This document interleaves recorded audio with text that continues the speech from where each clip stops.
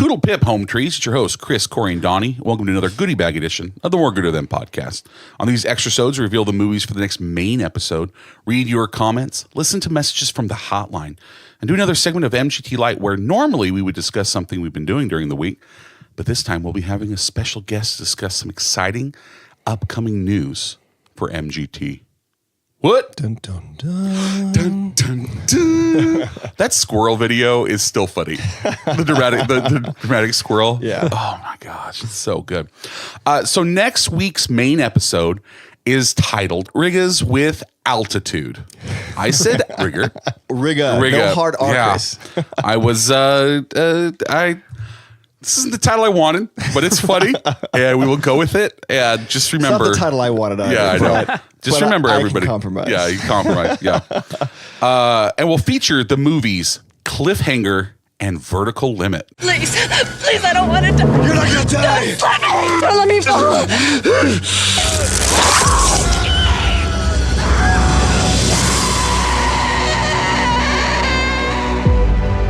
We just got an emergency call at 5 climbers just ran off Combe Bluff. I haven't climbed in months. You just lose the feel. Maybe you mean the nerve. What are your names? Tucker and Walker. Well, Tucker and Walker, we're missing 3 bags. What's in them? None of your fucking business! Where is the money?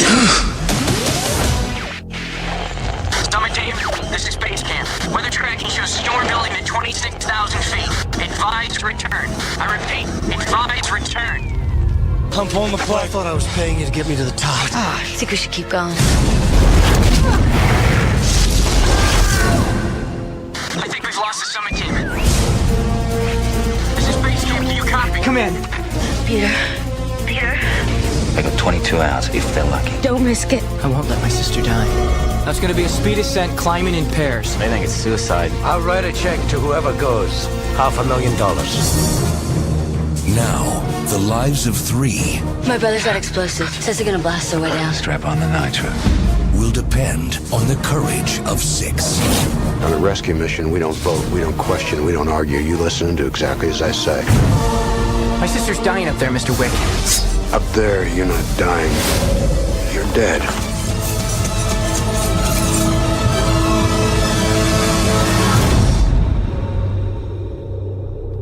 Only 2? Yeah, what? Dun, dun, dun. The squirrel, it returns. You know what that means. Go, say it with me, ready? Team battle. Oh, okay. What are we saying? We always say it every time. Ready? 1, 2, 3. Team battle. Stay tuned for MGT Light to find out. Donnie didn't participate. He doesn't. I said team battle. He did. It just was more subdued. I didn't do a We'll do it in harmony. sound effect. Team battle. Team battle. Oh, yeah. Hey, it's me, Big D. Yeah. Remember that episode where he had a real deep voice? Yeah, that was funny. great. Wait. Actually, It's Groundhog's fitting. Day. Yeah, it's Groundhog's Day. The day we're I'm recording- saying with an S, too, because I refuse to change my life. The day we're recording is February 2nd, which is actually Groundhog's Day. Yeah. So, guys, joke's on you. Groundhog's We're Day. doing Edge tomorrow. And Groundhog Day again. Yeah, but that was so hard to do. It was so much work. It really was. It was a ton of work. Yeah, but I had a good time with it. Maybe 1 or 2 home trees had a good time with it. I don't know. It's funny. Like, we can tell when we do something that just completely misses. Yeah. Because nobody says anything about it. Yeah. But so stay tuned for MGT Light to find out who'll be joining us for the elevation sickness inducing flicks. Altitude. Get some. So we have a Patreon shout out for this week. What? Yeah. It's a first tier patron. It is Rick Swift, but we know him better as another name. The Film Grouch. Okay, cool. The Film Grouch is now a first tier patron.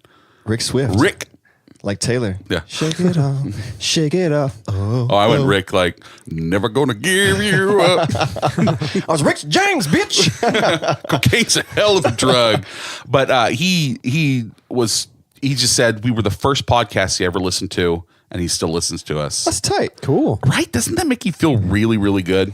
or really sad. He's like, you guys are my first, so like I still listen to you, but like I found like all the good podcasts out there. Much better. Hey, have you guys ever heard of Serial? I've just been listening to this MGT garbage, but like, I feel loyal to him, but like I don't know how much longer I can do this. well, apparently $1 a month worth. So, but but Rick, thanks, buddy. I appreciate aka Film Grouch, thanks, man. Yeah. So. Why would you go by any other name if your name is Rick Swift? Yeah, it's like saying That's my name. a pretty tight name, right? That's like a novel name. It's like Max Power. Yeah. Right? Yeah.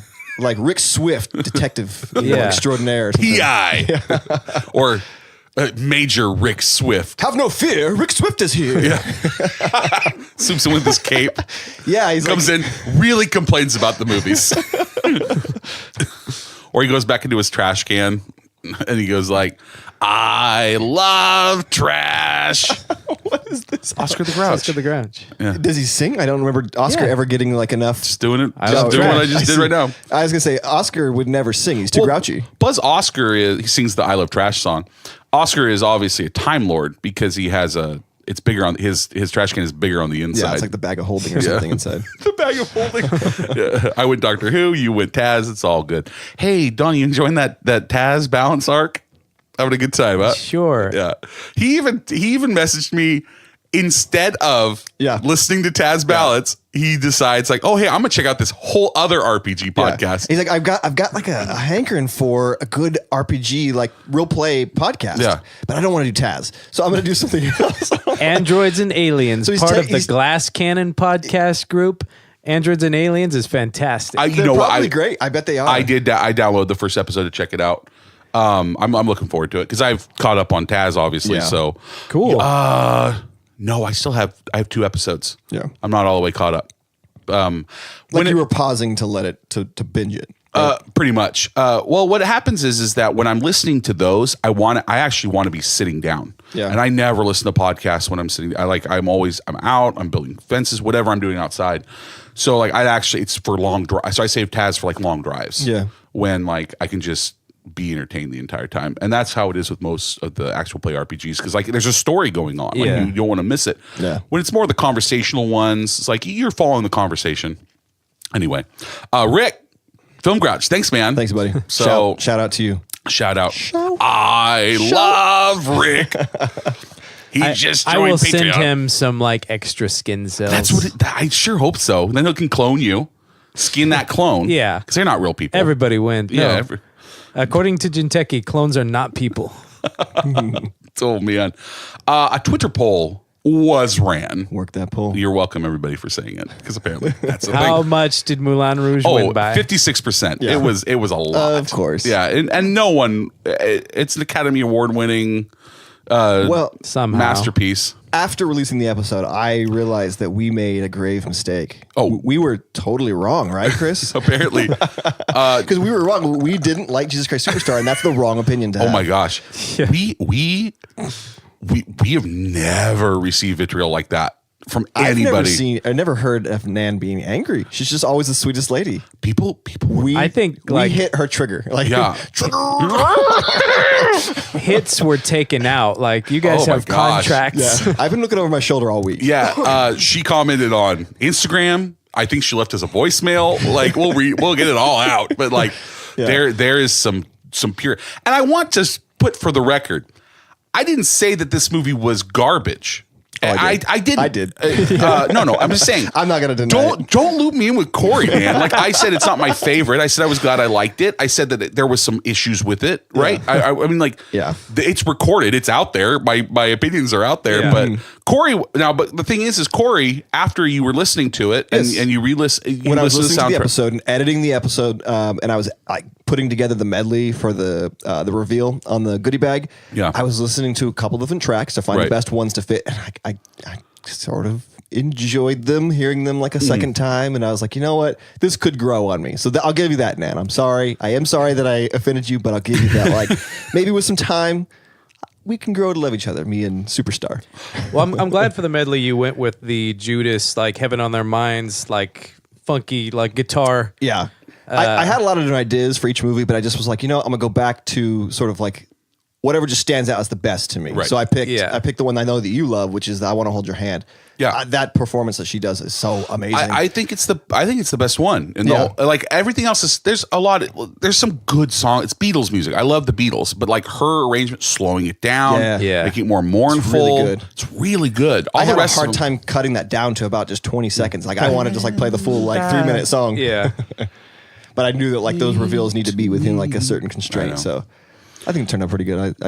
I do find myself like thinking about some of the Jesus Christ Superstar moments and some of the songs. Like I'll probably watch it another time to give it another chance. But I want to watch the John Legend, Alice Cooper. I was maybe a little disappointed with it. Some of the, I know, and it was live TV. Like you can't, do the things that you really want to. You can't hit the extremes that you want to. But it was a little lackluster for me. I mean, I do want to watch. It's free on NBC.com. Yeah. So yeah. Suzanne, who plays Bitch Elf Mackenzie on one of our favorite Dungeons and Dragons, she commented and she said there is no superstar like the 1992 Australian cast. A superstar with John Farnham. I'd love to hear that. Suzanne, thanks for we. I will definitely check that out. Yeah, so like we talked to Luke, we talked to Paris, we talked to Zach, and so now it's like, oh, we completed the circle. Yeah, circle is complete. I'm the master now. But yeah, so apparently, CJ said he agreed with me. He said the movie version needs some work, but the stage production. CJ has always incorrectly preferred the original like Broadway cast production.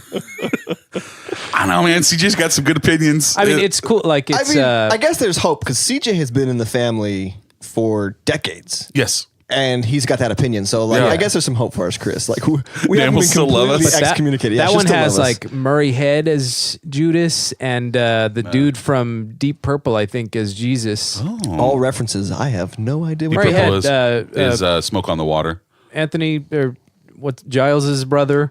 Oh, and he also was. Do you remember Chess from One Night in Bangkok from Chess? That's Murray Head. No. I know you took the brother. I know. Yeah, I got the Giles brother. Yeah. Dude, One Night in Bangkok is a killer tune. Corey has checked out. Nights. But anyway, Thomas, bro, that was all you. Yeah. Thank you so much. It got so many people talking. I actually cannot even. I actually had to stop screenshotting because I always, if it's a good conversation, good read thread, all the hatred. Yeah, and it was your episode broke the internet. Yeah, but basically, yeah, it's one of our fastest downloaded episodes. People, basically, what it is, they were divisive. Like either people were like, "Oh, cool, Moulin Rouge." Oh, Winters, Justin Winters from Sorry Married a Movie. He texted me. He says, "Hey, Chrissy's listening to your podcast," and I'm like, "Cool, that's awesome." He says, "No, you don't understand. She doesn't even listen back to ours." So she listened because Moulin Rouge was in there. I take it she's a Moulin Rouge But fan. there are so many people that love Across the Universe. I didn't know that there was love for it. Yeah. So Moulin Rouge was 56%. Across the Universe was 25%, which puts Jesus Christ Superstar at 19. I'm really surprising. I'm really surprising. You are surprising. Wow, it's Corey. You don't say. Everybody look at me.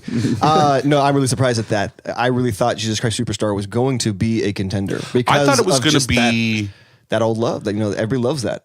I thought it was going to be a 40-30, like a 40-39 split. That's what and then Across the Universe was going to be like way down there. I didn't even know that was a thing until 3 weeks ago.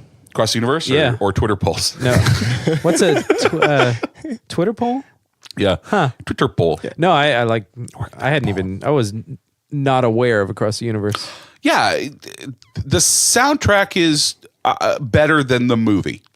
That's how I feel about it. Like the sound, and I mean, I enjoyed it. Yeah, but I mean, people they love Moulin Rouge. If they love, like Sarai, when I met her in college, like she that was like the opening statement. She's like, was like, I like Lord of the Rings. I'd like us to be friends, but do you like Moulin Rouge? Yeah, okay. I like Moulin Rouge. I like Lord of the Rings.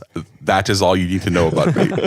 Okay, hi, I'm Chris. I too enjoy those films. But yeah, Thomas, thanks, man. That's so great. Looking forward to next year giving you another pick for the movies. That's great. We're done with all our rewards. rewards. Where we have one new Micah Morgan coming up. I like that we re-reward. Yeah. Are we committing to it being on an annual basis? Because I mean, obviously, there's a point where we get so many patrons that are that's like picking our all the movies, episodes. And You then know we what? have Here's the thing. no control anymore. That's a really good problem to have. No, obviously, I'm just saying, like, I don't want to necessarily set the expectations that like every single year we'll get to it, but we will go through the rotation. You know what? I like it sometimes when the picks are out of our hands. I like it, and that's what these are. The rewards when we feel like I don't know if we can agree on one, but like none of them have steered us wrong. Even movies that we don't think that we're going to like, we end up loving them. We could pair up tier 4 Patreons and either have them fight it out Ooh, or maybe collaborate. Let's do a draft where we draft different Boom. patrons. We can get And then Winters to whoever's help us with the team format. Is the strongest. Yeah. I was lucky enough to be on it's not going to come out till April apparently, but I was on an episode called Castaway with Stephen Izzy, another 4th tier patron. And Tom Hanks showed up. For the show. Tom Hanks showed up for the draft, and we did. They're doing this thing where they recast TV shows or other movies for if you're doing a reboot of it. And I got to be on, and it was for a Gilligan's Island movie, and it was a blast. I had a really good time. Willem Dafoe as Gilligan. Willem Dafoe was like our villain. So I'll show it to you later, but it's a lot of fun. Check them out, of course. Let's go. Tim Tams. Timothy Tams. The That slam. blew up. I feel like we were like doing the Lord's work. Right. Like really, I'm serious. We were spreading the message. We were spreading the good word. But like, I mean, Paul. Have you heard of the word of Tim Tam? Yeah. Tim Tam be with you you. accepted Tim Tam into your heart. And Tim Tam be with you. But of course, Paul Chomo, he posted in the Forest of Home Trees, which is our Facebook group. Lots of fun in there. He posted that like he went out and bought them. He loved it. Galindo. He's like, I gotta get this in my mouth now. Yeah. Like, and he said he ate like 5 sleeves in like one day. Yeah. They were incredible. Tim Tam Slam aside, which is the optimal way to eat them, I believe. But like just biting into one was amazing. Yeah.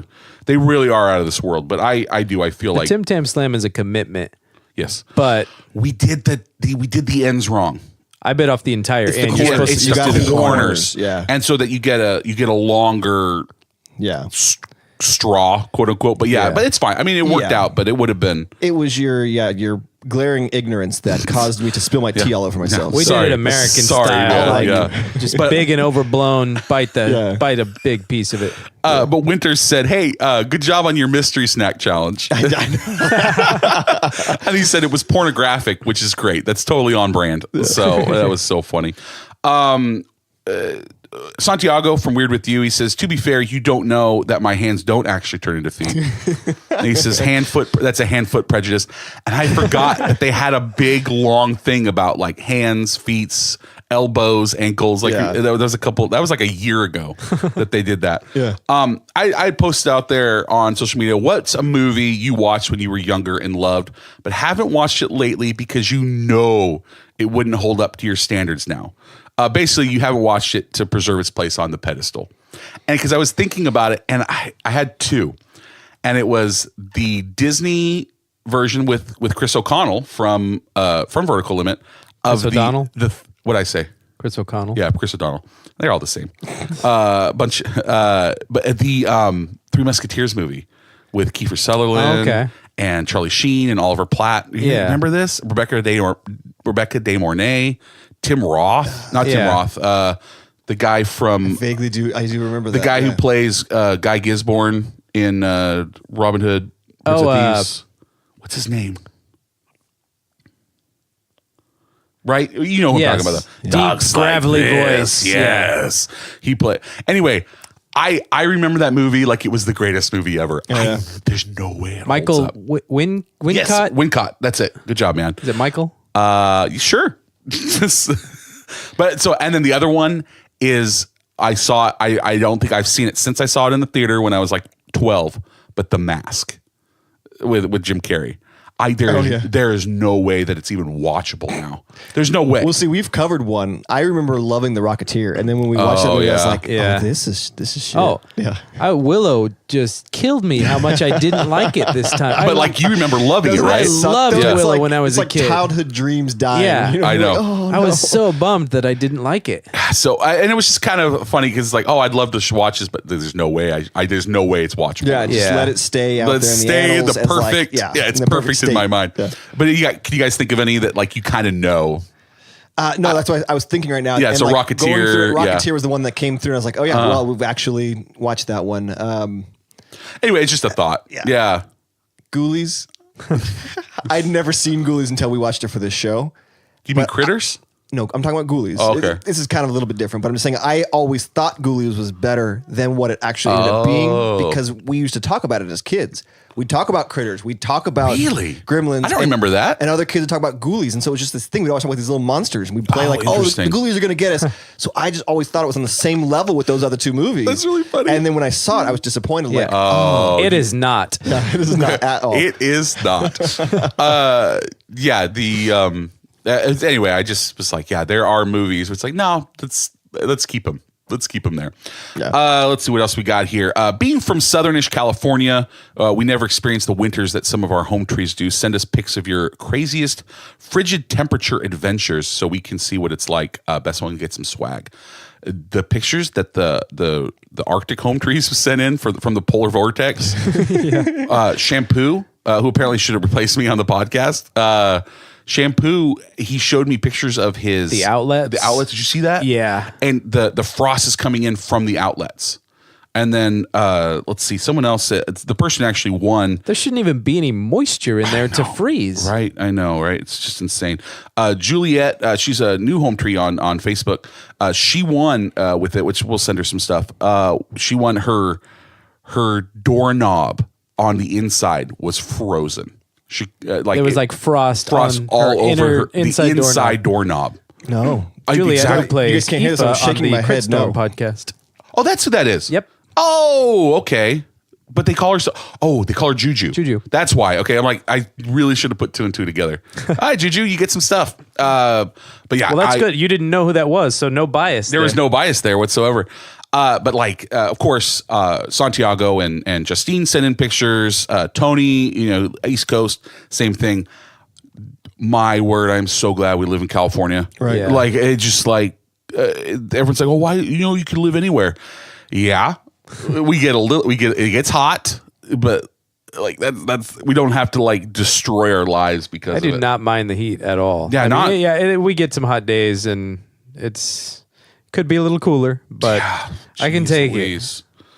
It's just nuts to even think about what's going on. People are dying. Yeah, like people are freezing to death. They were talking about people's the liquid in your eyeballs freezing.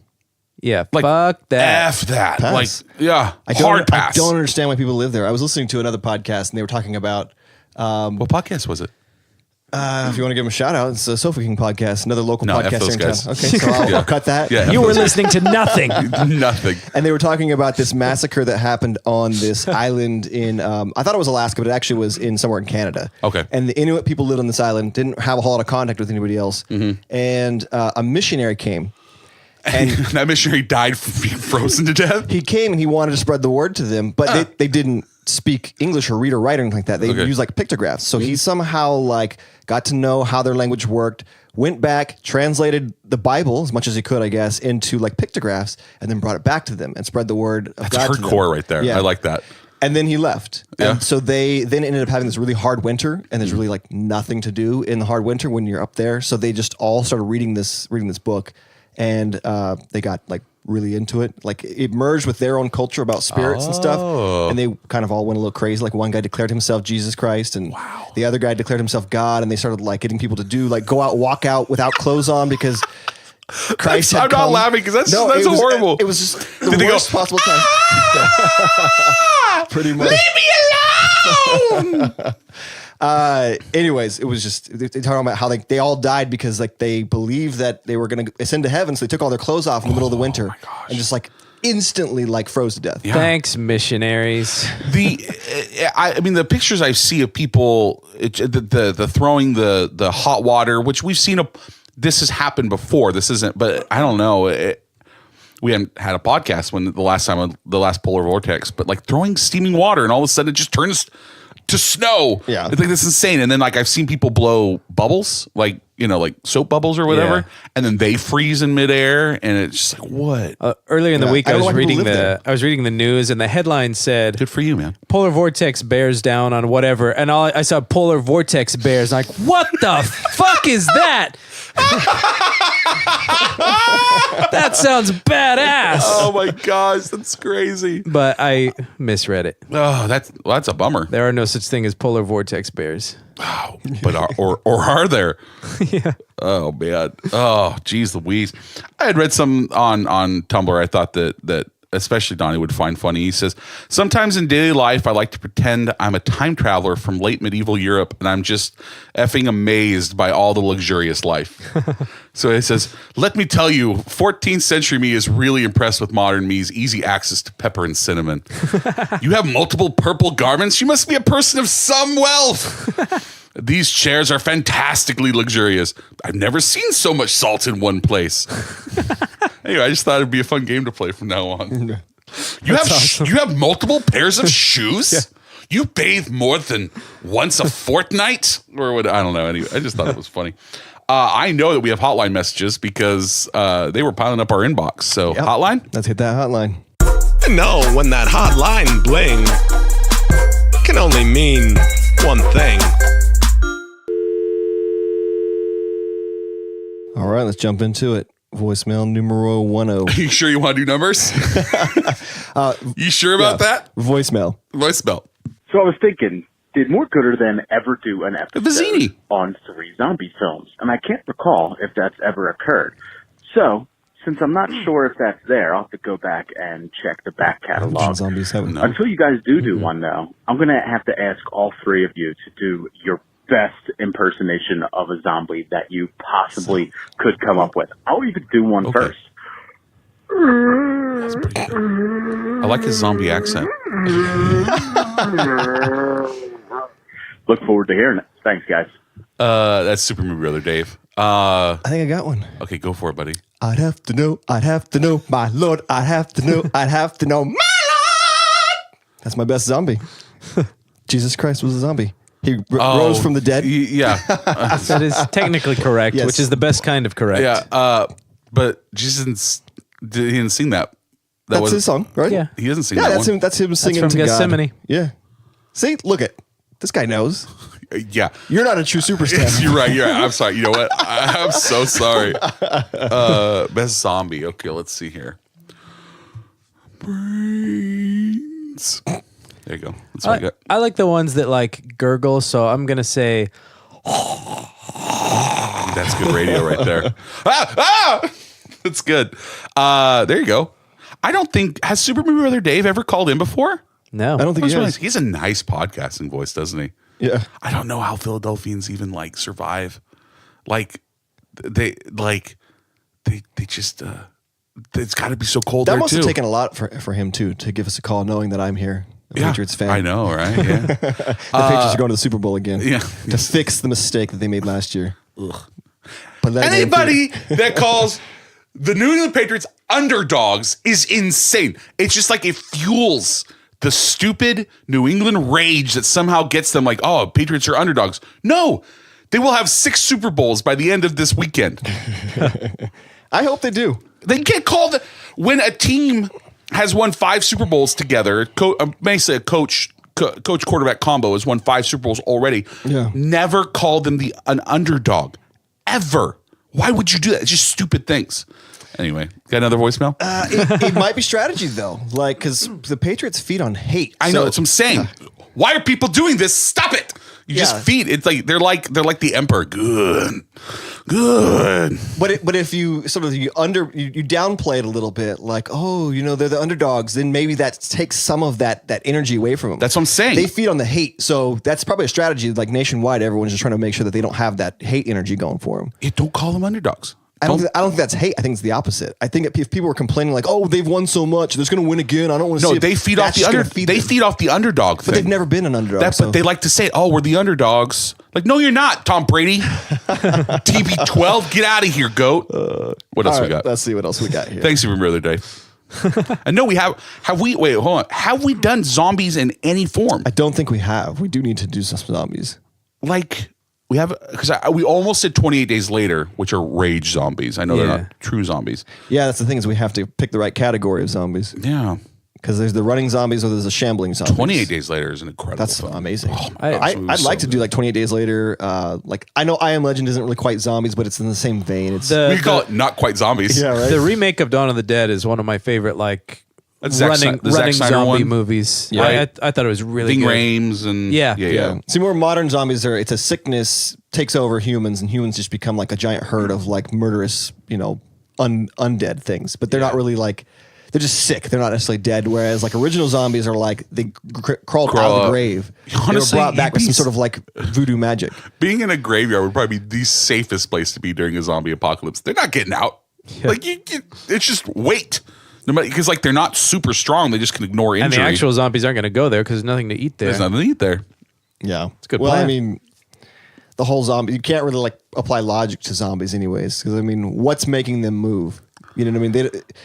The fungus inside them. All right, whatever. Let's keep going. Go ahead. Yeah. Anyway, we do need to do some zombie movies. Yeah, we should. That's a great point. Thanks, Dave. $5, $10 or $5 patron. He's a third tier. He needs fourth tier. Fourth tier. He needs fourth tier. Yeah. Okay, so go up one tier and then you can pick the movies first. Chris DeVos from Podcast 42 said, "Have you guys done John Cusack movies?" He says, "As far as I know, only 1408 was only John Cusack." He says, "Well, might I recommend this?" And he laid out 3 movies. I won't even say them. And I will say this in response. mgtpodcast.com/Patreon. Fourth tier. You will do whatever you want, man. It's going to go. All right. Ready for voicemail number next? The next voicemail. Hey guys, it's me again. Look, I heard what you said Nathan. about Dr. Bronner's. Listen, this is really serious. I don't think you quite get it. Dr. Bronner's 100% organic Castile soap is the best soap.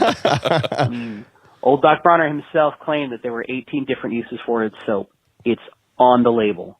So depending on dilution and application, Doc Bronner's also works as a shaving cream, shampoo, toothpaste, hot towel massage, bubble bath, deodorant, breath freshener, mouthwash, baby wash, aftershave, hand soap, foot soak, laundry detergent, head wash, fruit and vegetable rinse, ant killer and pest repellent, household cleaner.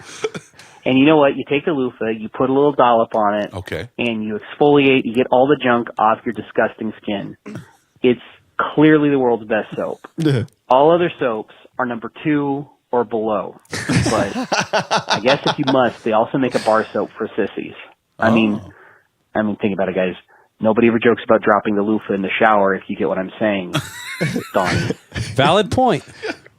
There we go. He straight up said Donnie at the end. Yeah. Nate, that's great. Nathan is one of the funniest guys in the world. Like, if you ever need to replace, like, if I just died, just call Nathan. Yeah. He'll do a better job than me anyway. He's so funny.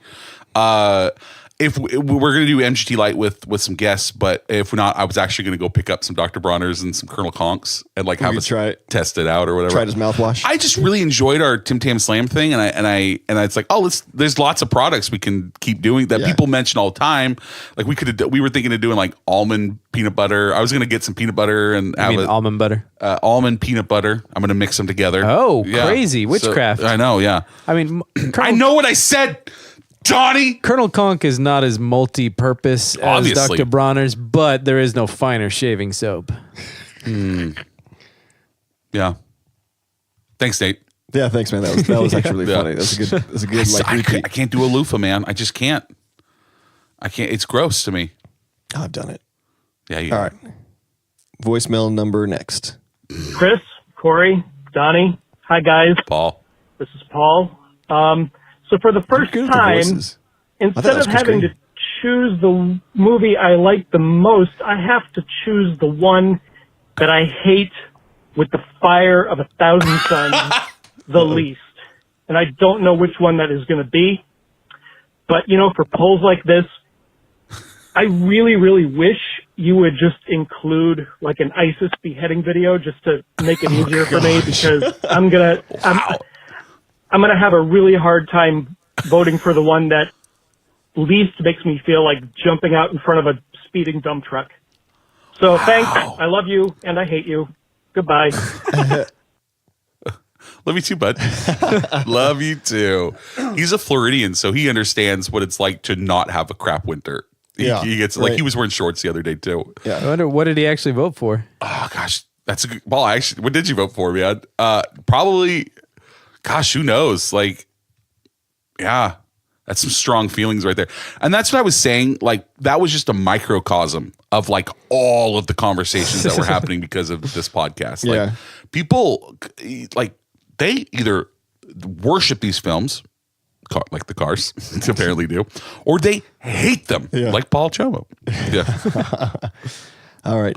Next. What else we got? Next voicemail. Hey, this is Chris from Podcast 42, proud part of the Podfix Network. I'm calling in response to the, quote, horrible impersonation or whatever of Alan Rickman that I did. Number one, I did say my English accent sounded like a redneck. And two, to come up with that small piece of Rickman's career to imitate or impressionate was sheer brilliance on my part. So I ended up calling up Chris from Gravity Beard, proud part of the Podfix Network, gravitybeard.com, Gravity Beard interns on Facebook, and Chris from A Dash of Science, also proud part of the Podfix Network. And we decided to piggyback off of Toph's idea of kicking off Brayton on More Gooder Than, but then also kicking off Corey and Donnie. I'm sorry. You're guilty by association. Then myself, Chris from Podcast 42, and Chris from Gravity Beard, and Chris from A Dash of Science will replace all three of you. We're also renaming the show as well. One thing we're throwing out is the More Chris Than podcast. Or we just replace everybody with Brian Shampoo. I'm not sure. Anyway, there is a petition on change.org if anybody would like to make this happen. Go there, fill it out, and maybe we can get this done. Great show. Bye. I can't even say I hate that idea. No, it's not bad. So it has come to my attention that and the two girls on a bench were the ones that really put out. They called it a conspiracy that the Podfix Network is now the Podchris Network because for some reason it's not. It's as if like the name Chris is like consistently in the top 5 most used names for boys for the last 1,000 years. That there just happens to be a lot of Chris's, but. We have a dad, Christians, right? Christ, it's all related. I feel like a token minority. We need to start our own But network. It started being called the Podchris Network, is what she started calling it. They started calling it, and it was anyway. It's been really funny. So it's been a thing that and then honestly, there are 2 other podcasts that are petitioning to be in Podfix, and both of the names of the hosts are both Chris's. Well, they should just be automatically in. It's just but then that should be the first question when you apply. Is your name, or what are the names of your host, Chris? Is your name Christine? Yeah, Christina, some derivative of Chris. Christopher. Automatic. Yeah. No K's. It has to be CH. None of that. No bastardizations. Yeah. None of that K. Get that out of here. Which is also, we also have Chrissy from Sorry I Married a Movie Geek. There's so many Chris's out there. Yeah. Oh man. All right. We ready for the next one? Yeah. Hola, muchachos. It's Nan. This message is for 2 of the MGT crew regarding your recent superstar debacle. I'm not going to mention your names, but you know who you are. So I shall call you Hans and Franz to protect your identity. So, Hans, Goodie, did your cheese slide off your cracker? Crazy, that was brutal. Anyway, I was going to call Wednesday but I had to wait a while for my blood to stop boiling. So It's too angry. I just stuck a meat thermometer in my brachial artery, and I'm down to a slow simmer. So we're good. Ouch! Anyway, that morning, 15 minutes into the episode, with my finger hovering over the stop button, I had Juliette Lewis in one ear telling Brad Pitt, "You're mean, Early, and I'm not going to climb up that Hollywood sign with you." In my other ear was Grandmaster Flash and the Furious Five, and they were saying, "Don't push me, 'cause I'm close to the edge. I'm trying not to lose my head. It's like a jungle sometimes. It makes me wonder how I keep from going under." Yes, and also, I only want to say, "Fools, you have no perception!" Exclamation point. So anyway, Hans and Franz, I'm going to leave you with this food for thought. It's better to eat crow while it's warm because it's harder to swallow once it gets cold. Dudes, I'm telling you. Now, I've said my piece and counted to 3, and we'll just agree to disagree, but thank you, Thomas, for choosing such an incredible, amazing, enduring, Thomas, you awesome sweet baby boy. rock opera. It was super califragilisticexpialidocious. And still is, by the way. But some of us know what's good as Thomas, don't we? And Donnie, sweet child of mine, he knows what's good too. All right. Sweet baby Goodbye. Donnie. Farewell. I'll see you to say an adieu to you and you and you and you and you. Thanks, Nan, for that call. And I will say that I have eaten crow while it is still warm. If you listen to our podcast up to this point, then you heard me say that I'm coming around. It's taking some time. I'm coming around. I'm converting.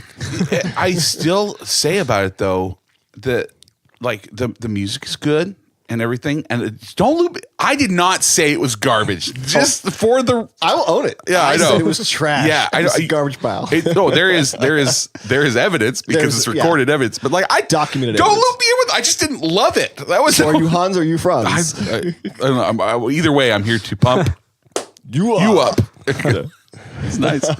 What else we got? We got more. I know, man. Got several more. I'm loving it.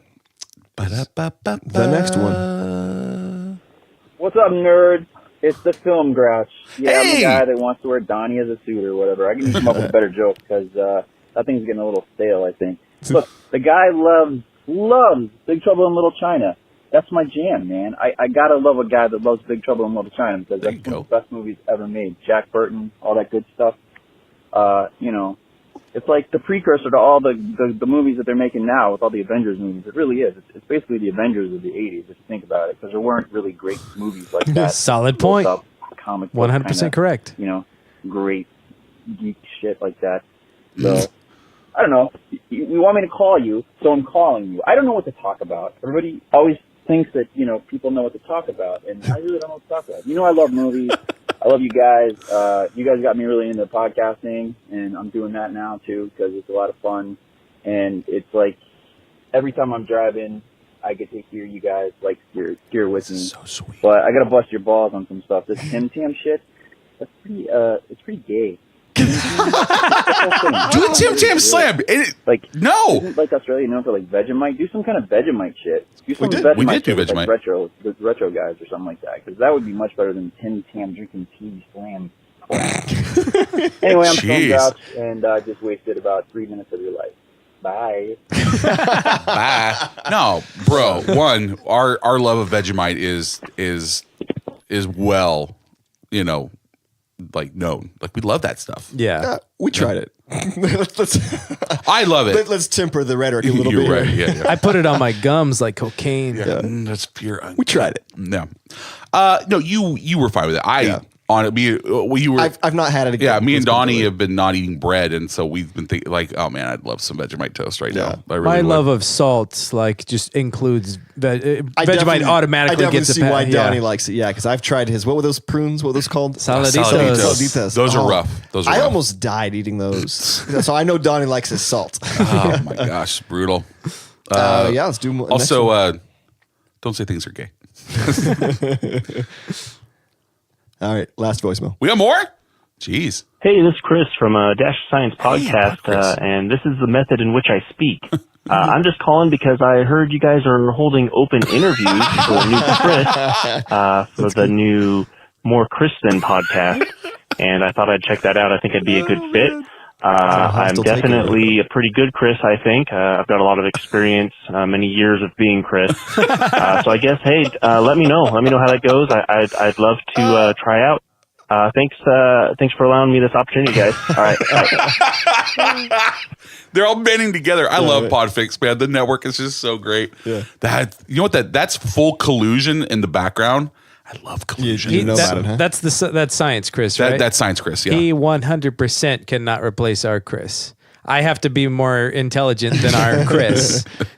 He's like, that's my thing. That's that guy is out. It's way too smart. He's not even allowed in California. Despite his he's qualifications. He lives in California. He lives up by Palmdale. Oh, that's fine. Yeah.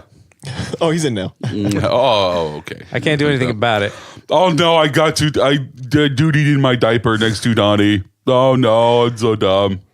That makes me feel good. Oh no. What you got? Anything else? That's it. That's our voicemails. Nan's Corner? So pour yourself a nice glass of sarsaparilla. Sit in a rocking chair. Cuddle up with a nice blanket. Because it's time for Nan's Corner. I mean, it's kind of a rehash of of earlier, but I don't want to.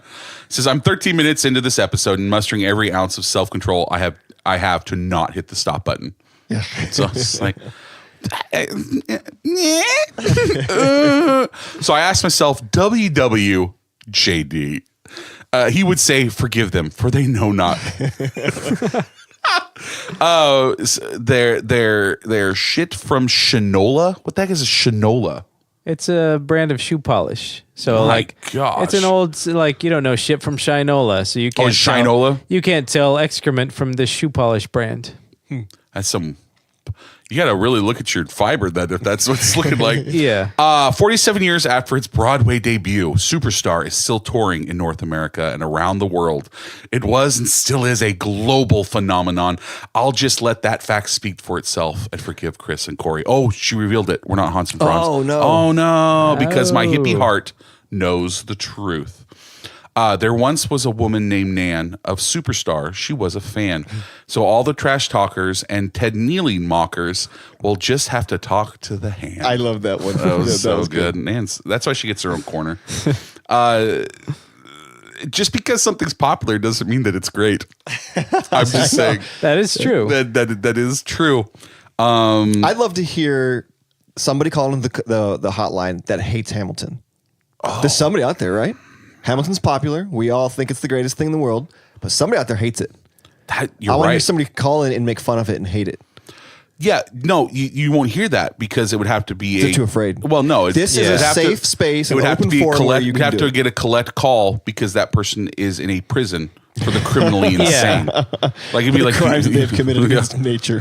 They'd have to wear like an armband or get a tattoo or something to identify them. Right, put a little brand on their neck. Yeah, barcode. So what kind of like patch would they be wearing? Like a thumbs down? Yeah. A scarlet A for asshole. No, it'd be like that silhouette of the guy, with his finger in the air, but it's upside down. Of Hamilton? Yeah, of Hamilton, but it's upside down. That guy, the guy that's in the thing. That dude from that play. Come on, relax. My sister-in-law is Canadian, and when Elise picked her up, they just listened to Hamilton. They picked her up from the airport or something. I forget. Yeah. And so they started playing it, and I guess my nephew, who's 4, that's all he wants to listen to now. Oh yeah, is just Hamilton, and it gets a little blue for a 4-year-old. Yeah, it's don't listen to any Hercules Mulligan. Hercules Mulligan. Yeah, it's pretty quick. Or what's the song where he's trying to leave, but she's luring him in? Say no to this. How to say this? Yeah. So that's a bit heavy for a kid to wait. What's going on? Yeah. But my body's saying hell yes. Whoa, whoa. I love that song. It's a good song. Do you ever listen to the mixtape? Some of the kinda. Yeah. I can't remember who does it. It's like Mary J. Blige or something like that does how can you say no to this? Where it's basically from her perspective of trying to lure him in, and she's like, how can you say no to this?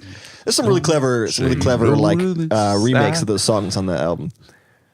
That's a good song. I've not listened to any of that, but it's good. I At forget least, that it at least exists. enjoys I'd it. like to check it out. Yeah, she just now recently has not had it on a loop nonstop. Yeah. So well, there's like I don't know the rapper's name, but it's like it must be nice. It must be nice to have them Benjamins on your side. Must be nice. Sorry, Washington's not Benjamins. What am I talking about? I don't know. I thought maybe because that's what most rappers sing about. But no, he says to have them Washingtons on your those side. $1 bills, y'all. Talking about like being rich. Yeah. What kind of music is that? What would you? Inside joke. So I just wanted to shout this out just because it's Bakersfieldian and we've actually done some stuff with them, but it's called Save the Fox Tower. Did you see this online? No. So this March 2nd, so a month from today. Yeah. The Fox Theater will be showing a free showing of Back to the Future. Nice. To fix the Fox Tower. I'm going. Well, we're totally going, yeah. right? Yeah. So it's free to get in. You donate what you want to help save. Yeah. Because so we have our Bakersfield Fox Theater, and on one side it's FO, and the X is broken, and on the other side the F is broken, and so it's OX. So basically it says Fuchs. The Fuchs Theater. Yeah. But that's a brilliant promotion. I'm going to go. Like, I probably wouldn't have donated before, but because they're going to do that, like, that's so brilliant that I got to go do it. But I'll post it. I shared it on Facebook, but I'll post the picture of online. But the way that they have their announcement picture looks like the Save the Clock Tower from Back to the Future. It's That's great. 100% on board for that. Yeah. So March 2nd, but I think it's like in the afternoon. Either way, that's good if it's a recording day. We're gonna. It will be because it'll be exactly 4 weeks. Yeah, from today. it's a good point. But we'll be there and we're gonna have a good time. So I'm excited. It's good. MGT Light. Let's hit it. All right, we promise surprises, and so MGT, we are now partnering. We're very excited about this. We are now partnering with Range Outdoors to bring you new swag for us to send out, but also it will be our new sponsor, new partnership. We're really excited about it. But inside the studio right now, the bunker, we have Jason Mulligan from Range Outdoors. Jason, how's it going, man? Good. How's it going, guys? Happy to be here. Yeah, happy to be here too. It's good. I'm excited. I'm a little nervous, but don't be nervous. All right, yeah, just chill. We're gonna have a good time. We'll ask you a few questions about what your brand is about, how it started, and where you guys want to go with it. So first, though, what's your thoughts on Hamilton? Are you a fan of Hercules Mulligan? Hercules Mulligan. I almost said Jason Hercules Mulligan. It's good.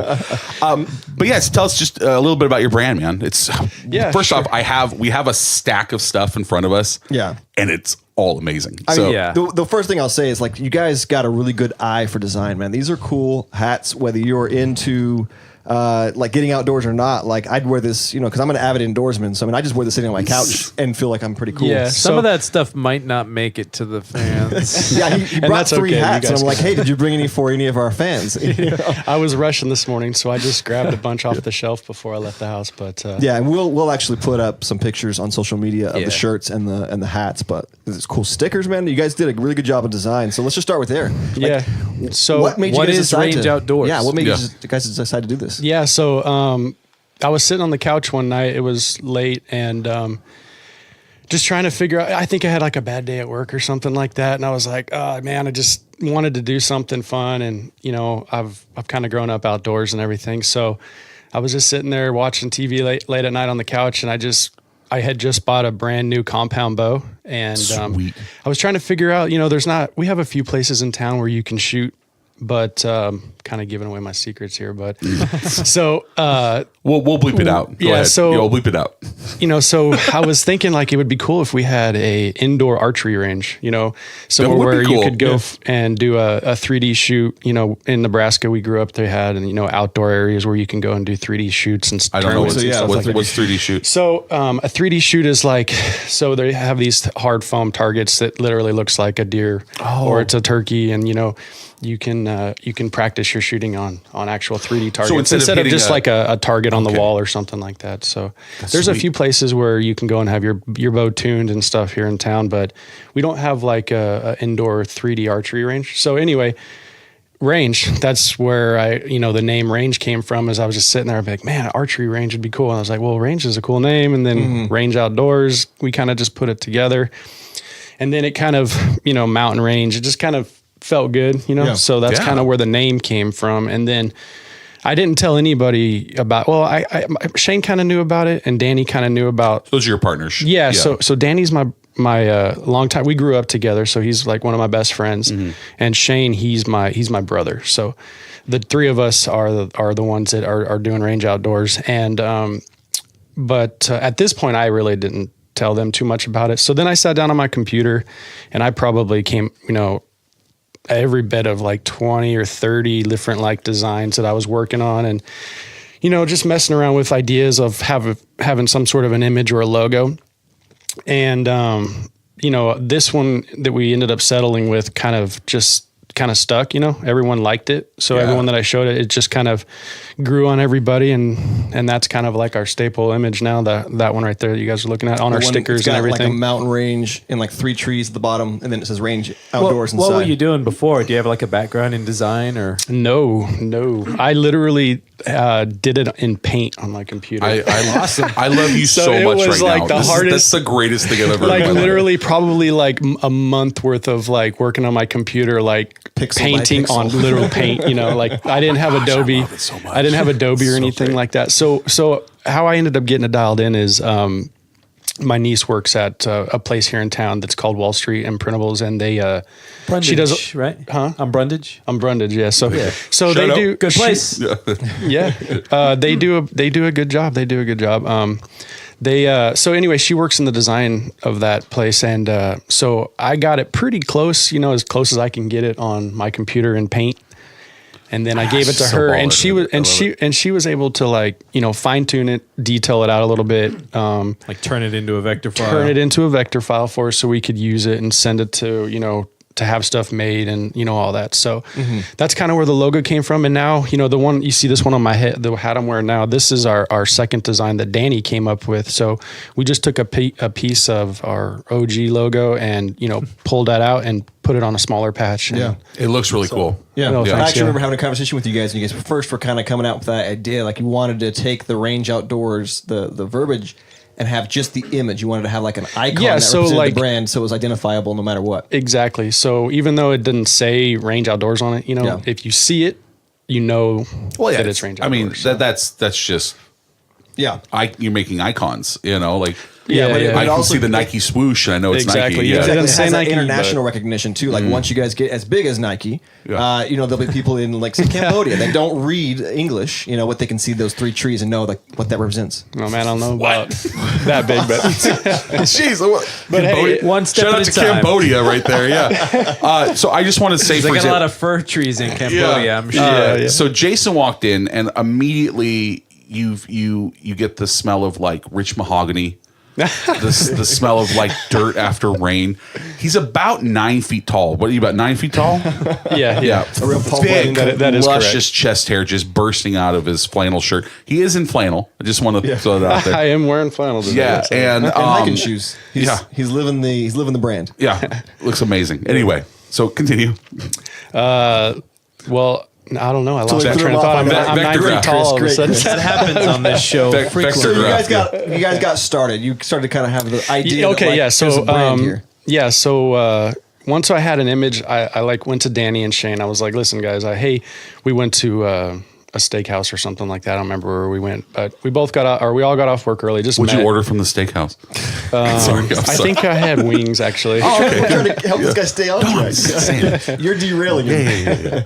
I'm addicted to wings right now. I don't know. But anyway, so, I wanted to do it, but I wanted something like this is kind of difficult to do on your own. So I brought it to Danny and my brother and was like, hey, what do you guys think about starting a brand? I've got an idea. I came up with some stuff, and they already kind of knew that I was working on stuff, but I just wanted to see if they wanted to be a part of it. And, they wanted in and they thought it was great. And we're all like, we all kind of grew up doing fun stuff outside, whether it was mountain biking or hiking or what fishing, whatever. So I actually wanted to bring this up, like, sort of the question, like, why those guys? But like, you guys. Well, if you know Danny, you know exactly. And that's exactly it. I do know you guys. We've all kind of hung out in similar circles, and you've helped me a ton, like working on my bike and stuff like that. So yeah. But I mean, the thing that I know about you guys is I actually think you guys are a little bit crazy because you guys go out and do like actual like rock climbing and like hunt bears. Yeah, and so like, you're an insane person is what he's trying to say, right? You're an insane person. It's not just like they get outside and hike. Like these guys are doing like extreme stuff. Well, tell us a little about that. Like what you guys do. Well, do you want me to go into the Mount Whitney story right now? Yeah. You said you had a great Mount Whitney story. Just real quick, you said that. My only question I had before you go into it: did you have to drink your own pee, Bear Grylls style? No. Okay, I mean, just checking, just making sure. No, we almost froze though. It was pretty rough. So you were hiking up Mount Whitney, which is okay. the tallest peak in California. Yeah. Okay, so if you're not familiar with Mount Whitney is one of the 14ers, and it's 14,500 feet. It's the tallest peak in North California. America? North America. So it's 14,500 feet. And we decided so there's a hiking trail that goes, from Portal, which is where you park. Mm-hmm. It's, I think it's 24 miles round trip. So you hike up 12 or so and then, you come back down. So there is a hiking trail that you can go to the summit on. They don't take that one though. We did that one. Go down that road. We started there though. So we hiked it. Me and Danny hiked it. The first time we did it, it took us 2 days. Mm-hmm. The second time we hiked it, I believe it was the second time we hiked it. We did it in 18 hours. Yeah. So we did it in one. 3 a.m. Oh yeah, we left the car at dark. You go all day long and then come back and we're stupid too. So we literally left Bakersfield, as soon as we got off work on a Friday or something like that. Got up there at by the time, because it's about a 4-hour drive. Yeah. So by the time we got out of town and we got up there, it was probably, I think we hung out for a little bit, but then we started hiking at 3. So we left Bakersfield and went straight there. Got all ready to go and just went for it. Yeah. And we camped about halfway, and then the next day we summited and back down. And by the time, every single step was just killing me by the time we got back down. I can't even imagine. It's literally, it's a staircase. I mean, it is literally 12 miles of stairs pretty much. So you reached your vertical limit is what you're trying to tell me. Yeah. It's tough. When we hit 10,000 feet, the first time we hit 10,000 feet, I started getting pretty loopy. Yeah. All I remember being able to do, I couldn't remember Danny's name. I was trying to focus on Danny's name. I was like, what is his name? Why can't I remember his name? Dangerous. And it was just got a little loopy. And I kind of, you can't even call for help because you can't remember his name. You're the guy over there. Yeah. And, I remember just all I could do for probably an hour worth of hiking is just look forward at the trail and just kind of keep moving until I kind of got, acclimated a little bit more to the altitude. And then I was able to, kind of snap out of it. But I got a little loopy there for a little while for the first time we were up there. And then, so that trip went good. It was brutal and it was that sounds horrible. I'm not gonna lie. It sounds terrible. Listen, something like Mount Whitney or something like that, it's so brutal, and it's when we get done with it, you never want to do it again. No. Yeah. But then by the time you get home or the next week, you're just daydreaming about being back up there. Really? It's this weird I did it halfway. You've been up there before. I got some altitude sickness, I think. I also ate something right before I left, so it was just a bad trip. So I went halfway and then I came back down. But it is kind of brutal because it's actually on the eastern side of the Sierra Nevada mountains, and so beyond that's all just high desert area. I know. So when you're in there. the sun, it's just beating down on you because there's few trees. You get above the tree line and it's just real hot. You get above in the tree line shade and it's freezing cold. It's I remember just constantly have to put stuff on because it's cold, taking it back off because I'm sweating to death. It's hard to find the right. Yep. What was your chill bump situation? Full chill bump situation. Okay. Yeah, full 100%, chill bump. Yeah. Okay. Cool. I'll tell you about some full chill bumps on this next story. But anyway, so the first time we went up there, we just got our butts handed to us, and at least I did. I think Danny was hurting a little bit too, but. We made it, and it's one of those love-hate things where you hate it when you're done because your body's so exhausted and you're just beat up. But then you want to go back. So we did it a few more times. So jeez, you did it multiple times? Oh yeah, we've hiked it. We've hiked it. Louise. We've hiked it a few times. Danny, he's done it on his own. He's soloed it a few times. He's just gone up there and just did a quick little, up and down on his own. I'm sure it was super quick. Well, he was moving pretty good. I think the last time he was up there by himself, he kind of his knee kind of started bothering him a little bit, so he had to limp his way back down. But But anyway, so after, we've hiked it a few times, we decided we wanted to climb the east face. And there's also like mountaineer routes up there where you can, it's like scrambling and bouldering, and you can kind of go up the mountaineers route, up a different route. But so we started talking about wanting to climb the east face, and it's, you got to take the mountaineers route up to the east face, and then from there it's 1,000-foot vertical climb to the summit. So we decided that we wanted to start planning that trip, and it's all trad climbing too. So trad climbing is where you have to place your own gear, and so we worked in teams. It was me and my brother were on a team, and then Danny and our good buddy Luke, they were on a team. So those were the climbing teams. Mm-hmm. So how do you practice for some? Do you have you done that before you did that, or did you practice it? This was our first 13,000 feet in the air. Yeah. Do you just start off like on like a bunny hill kind of thing? Yeah. Well, we've messed around in the gym before. We have a climbing gym here, and you just gradual, progression with anything. We started getting into it a little bit, and then, I should say Danny and Luke, they're the ones that really started climbing. They're the ones that got into it. And in most I things, love though, it. you usually learn by failing. Like, in this, doesn't seem like you can learn by failing. Yeah. No, it's amateurs, bunch of amateurs. We might have gone in a little over our head on that one, because we were everything was going great until we got off route. And so there's this one traverse, it's called the Fresh Air Traverse.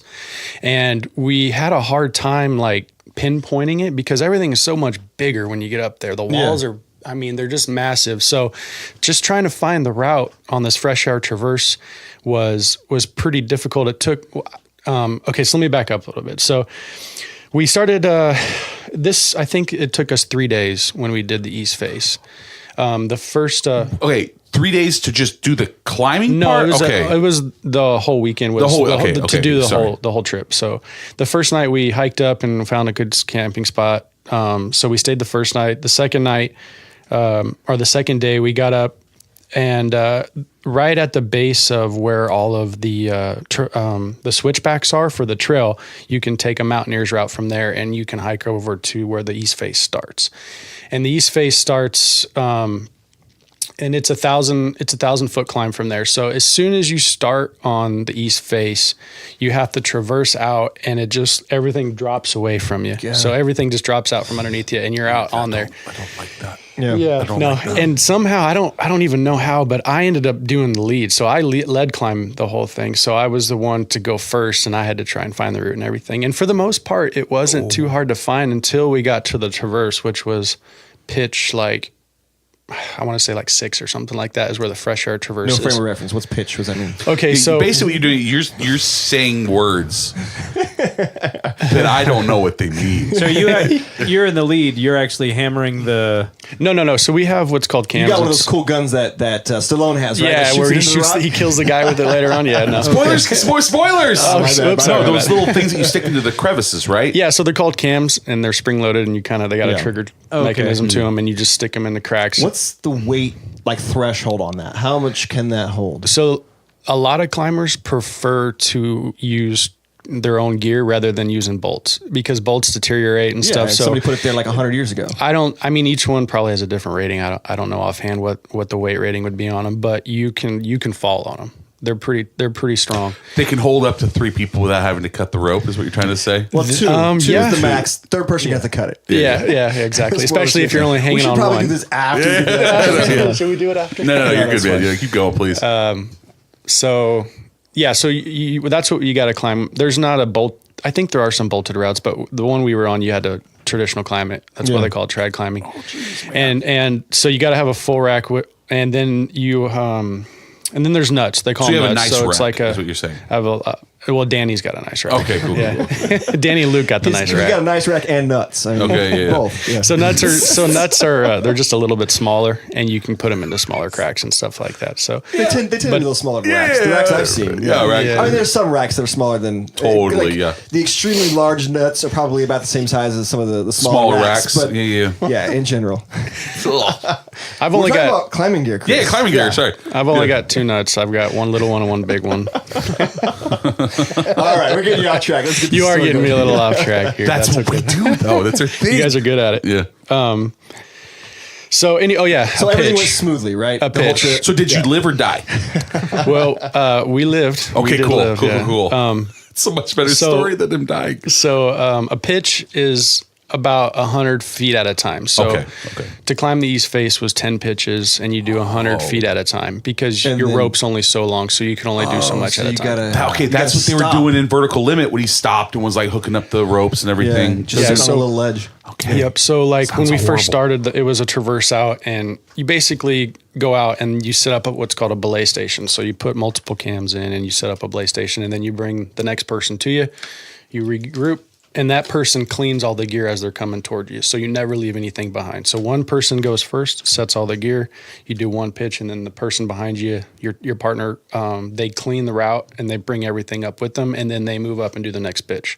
So you kind of making the movies. The movies are making so much more sense now. See why I picked those movies to pair with them? Why do you say you? And I'm not a professional climber by any means, but it is fun. Well, you're not dead, so you're better than an amateur. Okay, so let me fast Better forward than a little most of the people bit. in these So movies we watched. everything's going great. It was a beautiful sunny day. The weather was really good. And everything went good up until the fresh air traverse. And once we got to that fresh air traverse, it took me, I think, 3 attempts to find it. And then I'm not even sure I did the actual, route. You were a trailblazer. You made your own trail. I may have. I'm not sure. We basically, at a certain point after being there for a few hours, we're like, well, we just got to go up. We just got to start making ground up. We just got to start. The Mulligan Trail? Yeah. They can name it after you. Yeah, no. Yes. But anyway, so I found a way around it. I think it was the right one. But so did you summit? Did you guys get up there? Oh yeah, we did do it, but so it took us so long to get past that point on that mountain that by the time we got past it, it was getting dark. Yeah. And we still had like 4 pitches left. So, I mean, at this point, like if you were in the shade, the sun was getting to a point where we were starting to get a lot of shade. So even like being in the shade was pretty rough. It was cold. It got cold real fast. Yeah. You probably need your fingers to work well when you're doing that stuff. That's what I'm saying. Like you'd be surprised. You kind of want like when you're climbing, I don't know. Have you guys seen like the Dawn Wall, that new movie, The Dawn Wall? No. Well, there's a part in that movie where they waited for the temperature to get colder for him to climb it, because you get a little bit, I don't know, it's something about your fingers get a little harder. You're not sweating and stuff like that. That's beyond cool. Yeah. I mean, it's horrifying, but really cool. Yeah. So to climb in hot temperatures, you start sweating. You got to chalk a lot. It's harder to climb. Makes but sense. if it's a little cooler, makes sense. You can kind of climb pretty good. But I feel like sometimes my fingers get more like slick when they get colder. Like I don't know. Well, you get kind of beat up in your hands with chalk and stuff on them. You'd be surprised. They get kind of almost hard, with the cold weather. But it hurts more though.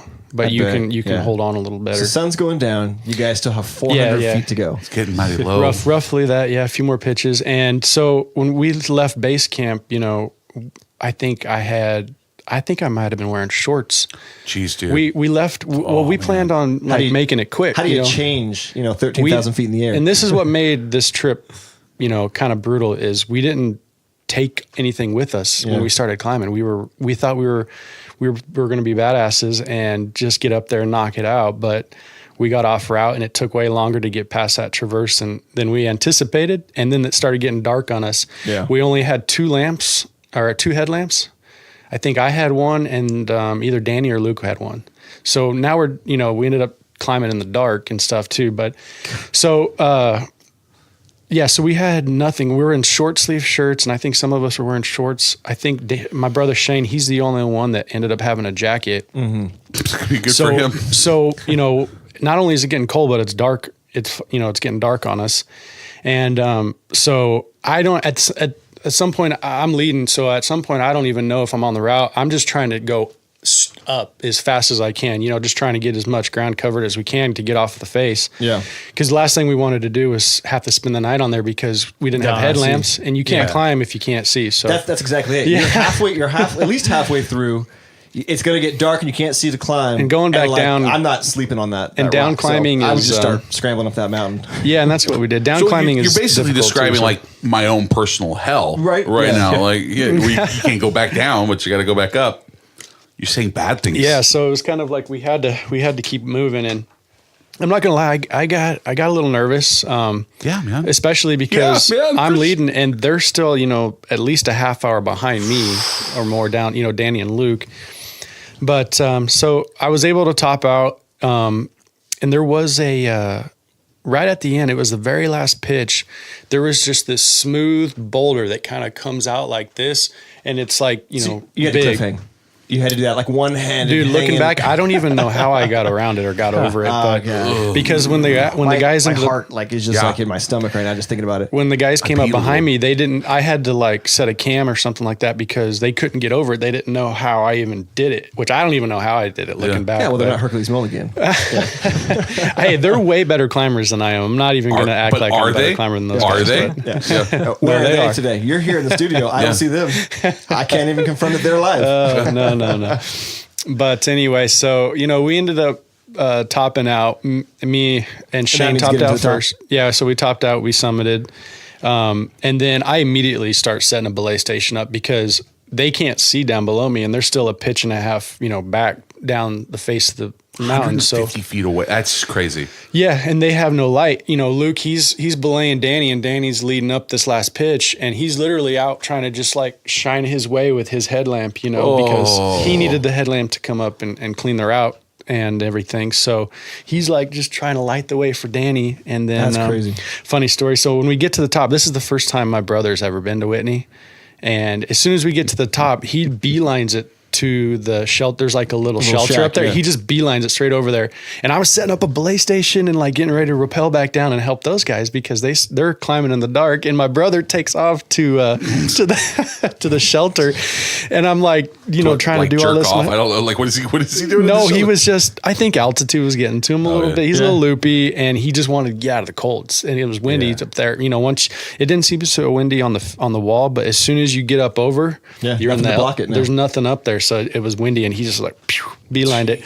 So I'm setting up a belay station. I'm slinging around rocks and stuff so I can get back down there and help those guys. And so Shane said that he like came back out, and I'm gone. He didn't know where I went because I went back down and started helping those guys. That's disconcerting. Yeah, that's not good at all. So, but then he's seen my setup. Like I had this like elaborate, belay thing set up. So, and slings were going everywhere. And so I, kind of like rappel back down just a little bit and help those guys, shine the light or do whatever I could to, help those guys get up the mountain and summit.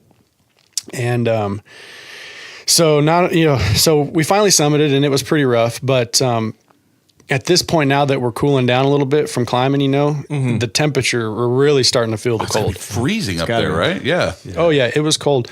So we all like gather our stuff up and we get into the shelter on the top, and it's completely exposed. Have you seen it up there? I didn't make it to the summit. You never saw it? So they have this shelter up there that you can, sign your name and when you were there and everything. I know all those things. I've heard about those, typical mountain. It was a cliffhanger. The little shack up there. Yeah, exactly. It's made out of stone and stuff like that. And but anyway, so we get over there, and there was a girl in there that had hiked that day, and she was camping up, or she was just sleeping in the shelter overnight, and she was going to come back down the next morning. Yeah. But and then 4 dudes show up, so she's feeling real safe. Yeah, right? dude. And we were so cold, we just bursted in that place, like kicked the door open, like get us. We're at it. It's like windy and cold, and we're like, we're literally in like short sleeve shirts. I think I was wearing shorts or something like that. Like insane people. Oh my god, we were retarded. Yeah, we looked dumb up there. We looked like we should not have been up there for sure because we didn't have any jackets or nothing. Let me ask you real quick to get. Sorry, I was going to sidetrack you, but what was your original plan? To climb up and then back down that same day? Oh yeah, we were going to summit and then hike back down to base camp that same day. Okay, so you were going to hike back down. You weren't going to climb back the way you came. Well, right? we had talked about maybe there's some cool like rappel spots that you can like rappel down some of these cool valleys and stuff. Mm-hmm. It just kind of depended on timing, and how it was going to go. And then there's also a mountaineers route that ultimately the next day we ended up taking down, but. So we got to the top and we're debating. I'm like, are we going to try and stay up here? Because it's freaking cold. I don't think we're going to do very well if we stay up here. Well, you snuggled for warmth, obviously, We right? did. We totally spooned all night long. It was It was a long night. I'll get to that in a second, but I'm so excited. So we get to the top, and there's this girl in there, and we bust in, and we're acting like fools. We had to have been. This girl had to have been like, these idiots, what the heck are they doing up here, stuck up here in the middle of the night? You know, at this point, it's probably like 11 o'clock at night or something like that. Jeez. And we have no gear. We're sitting there with like short sleeve shirts and stuff like that. So we're in there debating, like, are we going to go down? Like, what are we going to do? Are we going to stay in here and try and hold it out the night? We have nothing with us at all. Not even lights, yeah. Not even lights. So we were like debating going back down the Mountaineers route to get back down to our tents. And I think the girl that was in there ended up telling us that the Mountaineers route was kind of icy and that someone had fallen that day on the ice and slid down and had to be helied out of there because they had gotten injured. So at that point we were like, okay, well, I guess we're going to spoon all night and we're going to try and make it through the night up here. So she had an emergency blanket that she gave us. I mean, guardian angel up there. Yeah. Basically. Honestly, seriously, like, we would have been in pretty bad spot if she wouldn't have been there because she had a sleeping bag and she was all set up. And she did this. She was smart. She was smart. She exactly planned her trip. we all our stuff is thing. down at 1,000 feet below us where our tents are and everything, and we thought we were going to be badasses, but. No, so she let Danny wear her jacket. So Danny wore her jacket. Shane, she froze to death that night. Yeah. So she had when you ate her for sustenance. Yeah. Did you start on the rack or the nuts? Definitely the rack. The rack. Yeah. No, so she let Danny wear the jacket. Me and Luke. This poor woman. I felt so bad for her, dude. These I four really dudes did. come in. She was kicking the door down like boom, bam, baby. Exactly how it was too. I mean, we busted in there like making all this. She was dead asleep too, so we like woke her up and everything, and it was. We were fools up there. We should have been more prepared. We should have taken some jackets with us. We should have died, dude. Dude, I don't know, man. It was like if she wouldn't have given us her emergency blanket and let Danny wear the jacket. Mm-hmm. Shane had his own jacket, so he was able to maintain. But I don't know, dude. It would have been pretty rough because me and Luke were like back to back, and like we were trying not to touch, but eventually, like once our backs touched the first time, it was like that warmth. I was like, okay, at that point. Yeah. I wouldn't even hesitate to snuggle with Corey and Donnie. Chris, I'm sure generates some heat. So I'd be all up in Chris. So no, we would have been like taking his arms, just wrapping him around me. Just been like, hey, Forrest, you just lean right up against me. I'm gonna lean right back against you. Yeah, and so Chris we did the too. Tauntaun treatment. I'm getting you're inside. Not me. You're not coming inside. I smell better on the outside than I do on the inside. Oh man! So you guys survived. You guys made it back down. We survived. Yeah. So I'm raising my hand with a question, real quick. What's up? How long did it take you from climbing to the top? What was like the full time from start of climb?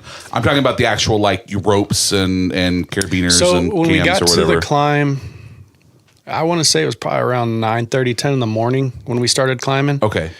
But we had to leave camp, and there was probably like a 3-mile hike from where we camped up to where the climb started. So what was actual climb time though? The actual I'm talking about like where you guys were out on the ledge. Like how long was that? I mean, I don't know exactly 5 hours, what time 6 hours? we summited, but we probably started climbing around 10 in the morning, and we didn't.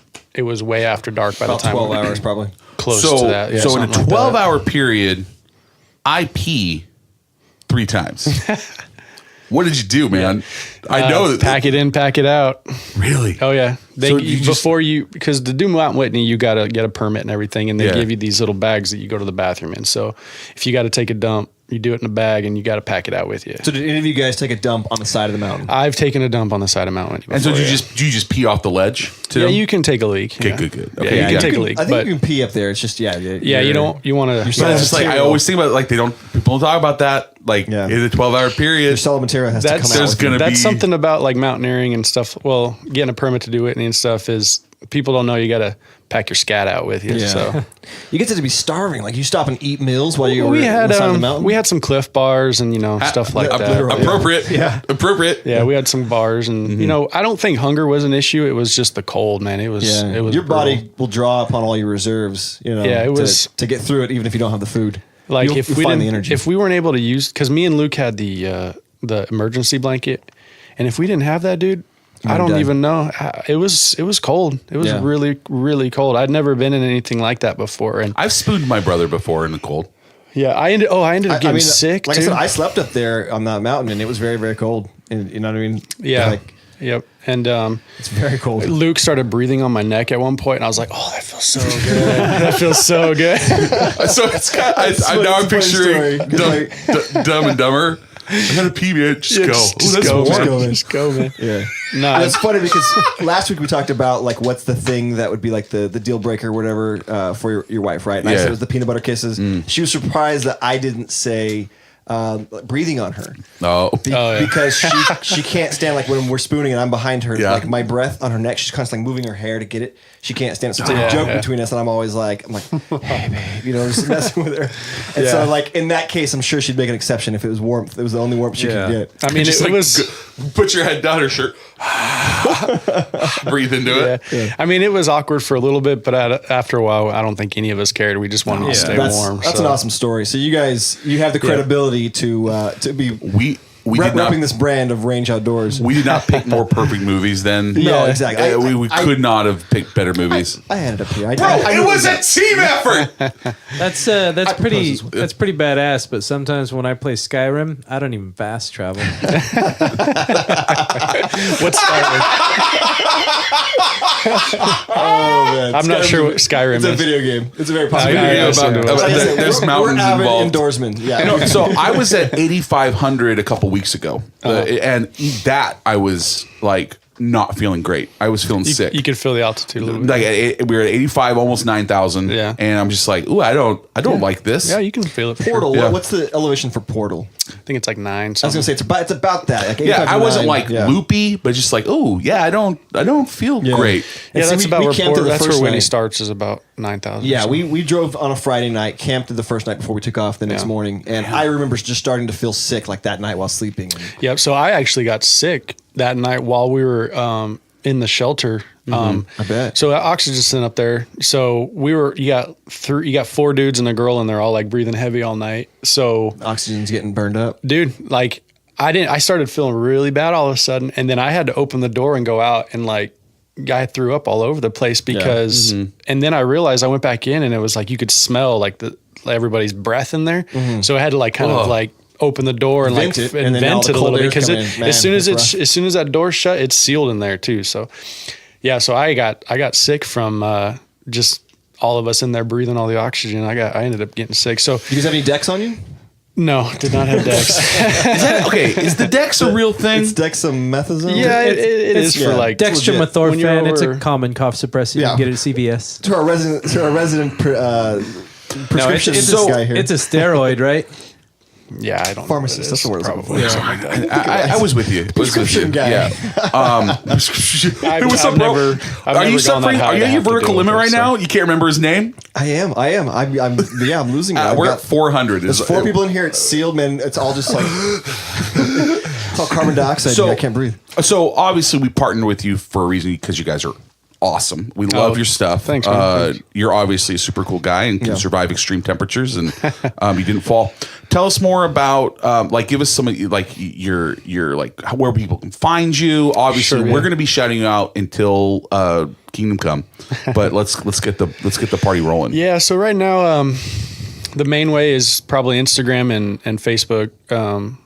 So we don't have a Twitter. You know, social media is pretty time consuming. So just keeping up with the Instagram and Facebook it's almost a full-time job. So you guys' Instagram is awesome. Like you guys got some really cool images. Like you guys, your photography game is on point too. Yeah, I got a drone. You know, we're trying to up our game a little bit as time goes on. So got a drone. You know, got the GoPros and stuff like that. So you guys ever gonna get to the point where you like lead expeditions or? You know, we've talked about how it would be cool to like. Donnie's going to sign that up right away. He's going. Probably.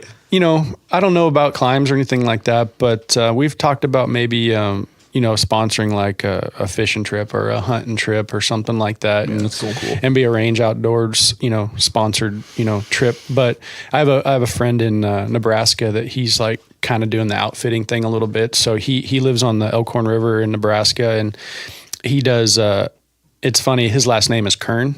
Sweet. And we're from Kern County. We got Kern River and everything. So it's a good segue into you guys do some stuff with the Kern River Conservancy, right? Yeah, we're doing some stuff with those guys. If you're not familiar with Kern River Conservancy here in Bakersfield, it's actually from Kernville, but after all those big holiday weekends, all the campgrounds and the river's trashed. I mean, it is thrashed. So Kern River Conservancy comes in and does the cleanup. They clean up the river. Which sucks that we have to have a group like that. Well, people just don't such a bummer. You guys don't even know, man. If they weren't going, there wouldn't be a river. Our Kern River would be it would be a dump, and nobody would go there anymore. I say I'm an endorsement. I grew up. We did a lot of fishing and hiking and stuff like that, and so like I think I kind of got a little burnout as a kid. But I mean, it just sucks when you come to like a really beautiful spot, and then it's like you see like people's like dirty diapers and beer containers and stuff that they diapers get me, dude. I don't know how ignorant you got to be to take the diaper off your kid and just drop it right there on the riverbank and walk away from it. Why do you want to leave it in a worse state than when you found it? Because they can't enjoy seeing trash and stuff like that. So that's what just blows my mind. I don't get it. The diapers, man, that gets me more than anything. Like a beer can here and there is okay, but when you see a dirty diaper sitting right on the riverbank when you walk down to like start doing some fishing or something like that, don't even want to fish. Ruins the fun. It ruins it for you. Yeah. My dad horrible. And I know you guys grew up the same way because like I grew up camping and fishing and everything too. Yeah. And now that we've gone camping with my girls and everything, they say you leave the place better than you found it. Absolutely. That was the mantra that my dad always said, and he's still in the girls. I can't stand it. Pretty much every time I go anywhere anymore, whether it's Kern River or Kings or you know wherever it is, I end up taking trash with me because everywhere I go, there's trash. Gotta be good stewards of the land, man. So that brings us to getting trashed. Getting trashed. Yeah. So one of the last times, no, it wasn't one of the last times. It's been a while ago, but so I went to the mouth of the canyon and I had got off a little early. I wanted to get some fishing in, so I went up there and right there at the mouth of the canyon, there's a good fishing hole down there. So I went down there and every single hole that I hit was full of trash. Yeah. So I ended up not even fishing. Ridiculous. I mean, literally, guys left all their rods and reels, all their tackle. Jeez. Really? I mean, they just left it all. Are you there. sure they weren't eaten by bears? Exactly. Judging by their equipment, they weren't catching fish. So I think they were just like, this sucks, and just left all their stuff. They had Fishing is for losers. So just drop it. Yeah, they were using like. I could go climb the mountain in my shorts.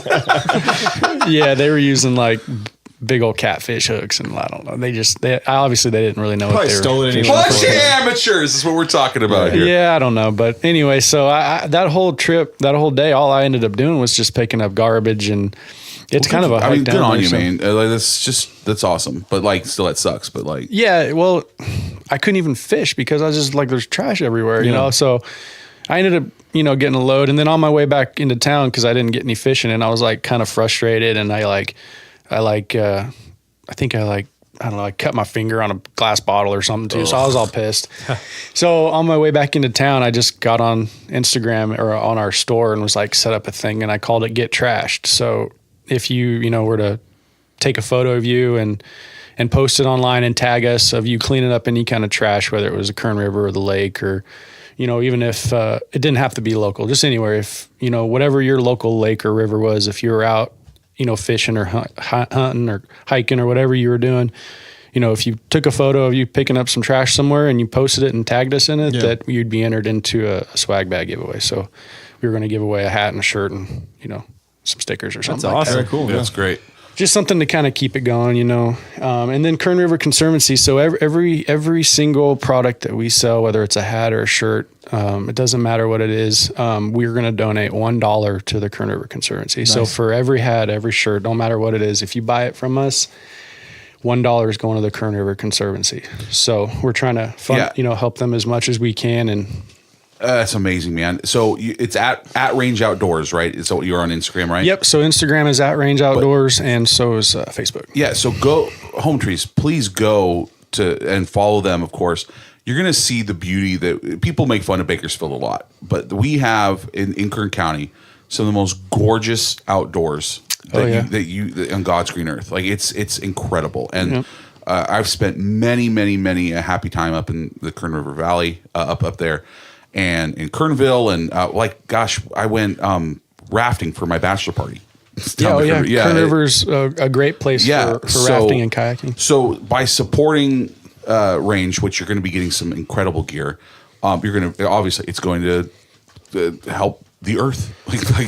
There's no nobler cause. Yeah, there our wild places are an important thing. The more you start kind of realizing, if we don't take care of them, it's a lot of things go south really quick. So if we don't take care of our wild places and the animals that live there, and the thing about it is too, which conservation and all that stuff as well. Is one person when it comes to those type of things can make a difference. Oh, big time. Like whenever we go whenever we go out into the wilds, we bring a trash bag with us now, and just like. What is it? What does it cost you to pick up some trash? It makes me wonder at what point people thought it was okay just to start leaving garbage when they went out in the wilderness. Like, how did that ever even start? I hope that it's an accident. Is what I hope. It kind of gets me, but I think what it is people who live in bigger cities where you have all these amenities like trash pickup and cleanup and street sweepers and stuff, and so they've never developed good habits of taking care of the place you live in. Could be. We get a lot of people from LA to come here into Kern County and go to the Kern River because it's like kind of one of the nearest places for them that they can get kind of that experience of like river rafting and stuff like that. So to give you an idea of the amount of garbage that the Kern River Conservancy handles is, so the 4th of July weekend last year, we get a lot of people in the Kern River. So, I think they estimated like 10,000 people that weekend was up there. And after all the dust settled after that holiday weekend, they hauled out so much trash. It was ridiculous. Like semi-truckloads. Like 3,000 pounds worth of garbage out of one campsite. That's people leave their entire camp set up. Tents, chairs, easy ups. They fill the fire pit with glass and bottles and garbage. They just walk away from it. They come up there. I hope they think they're having bears then. And so that's why, the Kern River Conservancy thing kind of was something that we really wanted to do. And kind of ultimately, what Range is all about is, conservancy and stuff like that. That's why we wanted to be as much of a part of it as we could. And, coming up with these hats and shirts and stuff like that was just our way of being able to our way of being able to be a part of that and stuff. So thanks for letting us. I think the problem is Teddy Roosevelt's not around to kick their ass anymore. For sure. You ever dress up like Roosevelt and just go beat the shit out of people who are littering? You should do that. I want to sometimes, but it was awesome. But so that's what Get Trash got started. So that's what the Get. If you go to our store at the bottom, there's a little bio on what the Get Trash thing was. So I thought Get Trash was kind of. How long is that contest gonna go on? Just as soon as people start participating, we'll see. So we're still really new. Not a lot of people know about us yet. We don't really have much of a. Our social media is starting to get a little bit bigger. People are starting to be a little bit more interactive on social media with us, which is exciting. Good. We're getting messages kind of almost daily now. We've got ambassadors, so we started, signing up ambassadors. So if you do want to be a Range Outdoors ambassador, you can reach out to us. And if we think you're a qualified guy that, you got a good following and you're an outdoorsman and you take things seriously, then you can be a Range Outdoors ambassador and you get a huge. Women. Yep, you get women as well. Absolutely, we got girls shirts and all that stuff. So, but if you want, you can reach out to us and you can be an ambassador. You get a real good discount on everything. And all we really want you to do is just tag us in your photos. That's really all we want you to do. Just help us grow a little bit. We're so thankful to be part of this now, especially great stories. It's so good. Home Teams will be giving out. The Range is you guys are graciously going to be giving us some things to be giving out to our fans, but please spread the word about it. You've heard the story. You know what they're doing. We're so thankful to be a part of this now. This is my first time meeting Jason. We've had a lot of fun doing it too. It's not, it's something that we enjoy doing too. So obviously, we have a good time. Passionate about it. We were working on some new designs. Like the hat I'm wearing now is one of our newest ones. I've got some other ideas. We've got a front and a back shirt, so we're going to have a full back with some logo on the front too. So we've got some new designs we're working on as time goes on, and it's all about demand. So hopefully things keep so going. you're looking good down and range to the future. all the way down range to the future. I love it's it. funny. A lot of we've done some events and stuff too. So we've have a booth set up at we did the beer fest and we were part of the California Fly Fishing Open in Kernville this last year and stuff like that. So and you just did the Wildland documentary, which just happened. You went. I couldn't go. I was super bummed. Check that out. Yeah. So all the things you're doing are amazing. Everything that they do, we're going to be sharing with us too through our social media. But of course, please go straight to the source. Go to @Range Outdoors on Instagram and on Facebook. You won't be sad. I recently followed them on Instagram and Facebook too. Same thing. What they post is entertaining, and it is. I'm trying to mix it up a little bit. No, it's great. It's a lot of work. I'm pretty new at all this stuff, so it's I'm not that great at editing. Well, it's because you're not a 19-year-old guy. And if you like supporting a good cause and just bumming around the house, these shirts look like they're pretty solid for bumming around the house. So you look good. It took us. I mean, it was some trial and error on the shirts too, because I like the comfortable, like athletic fit type shirts. Yeah. The softer, they're not cotton shirts or anything like that. So, it took some trial and error on getting the shirts that we liked, and the cut. I have my wife helping me out on like the women's cut style shirts, so she was kind of giving her in colors and, everything. So it's, I love it, man. Everything about this. I love everything, especially appreciate that. From it starting off that you doodling on paint. Literally on paint. Goes from doodling on paint to starting a worldwide brand. You should see some of the other ones that I got. They're pretty funny, but I'm so excited. But so that is going to do it for us in the MGT Recording Bunker. We are going to be starting contests to give away the swag bags. Thanks to our new sponsor, Range Outdoors. Jason, thanks for coming in, man. So it's @Range Outdoors on Instagram, @Range Outdoors on Facebook. I'll be posting links on social media, of course. We're now joined at the hip. Yep, and you whether guys you can, like it or whether you like it or not, Mulligan. Yeah, you guys can reach out to us anytime on social media. So. So we really appreciate you rating, reviewing, and subscribing to the podcast on the Apple Podcast app. If you think you know anyone who'd like our show, tell them about us. Please follow us on Twitter @MGT Podcast or on Instagram and Facebook @MoreGooderThan. Email us at moregooderthan@gmail.com. Call the hotline like everyone seems to be doing lately. It's been fantastic. 661-489-7323. And visit the website mgtpodcast.com, where you can support us via Patreon, like our great and powerful other sponsor, Nan, and the rest of the Sacred Grove. While you're there, you can buy stuff from Range Outdoors with their logo on it. and other stuff from our merch page, which now, in hindsight, like Range stuff is so much better.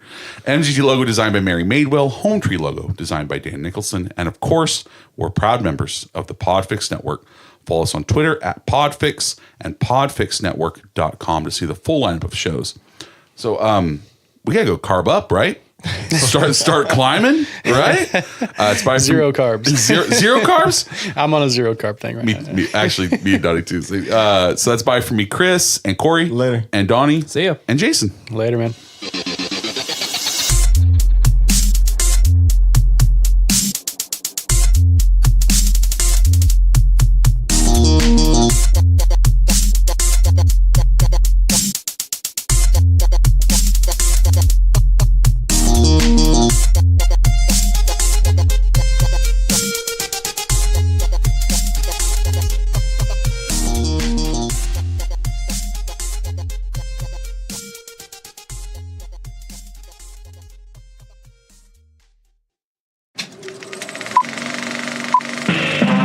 This was a podcast from the Podfix Network. You can check out more shows like it at podfixnetwork.com.